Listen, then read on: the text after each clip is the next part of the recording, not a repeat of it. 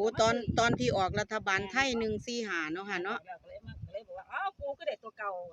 จุดธูปได้45คือเก่า245ได้ซื้อวัดจันทร์โอ้ก็ได้10 บาทคือ ก็ เก่า เลยได้ ซื้อหลาย อีกคือเก่า จ้า อืม แม่น บัดนี้อันของมือนี่มือคืนนี่ ของเมื่อวานนี่ได้ จ้ะ 763 763กับฝันได้67 เก็บ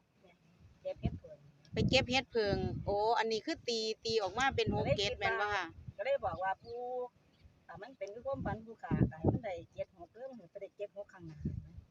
ไปได้76ข้างหน้า มันเป็น3ก็บ่แน่ดิเนาะเพราะว่าแม่น นำกันนี่ล่ะกับเพิ่น เทิงฝันก็ตีออกมาแล้วไป76 แม่นเลยคิดว่าง วดก่อนนี่ก็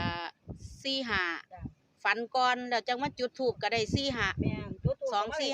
คือเก่า245 ปู่เพิ่นไปซื้อเจ้าเนาะเพราะว่าเพิ่นก็สิมันก็ สิแม่นก็ว่าจัก ก็สิมีหม่องใดหม่องหนึงเป็นลูกเป็นหลานเพิ่นเนาะแต่ละหม่อง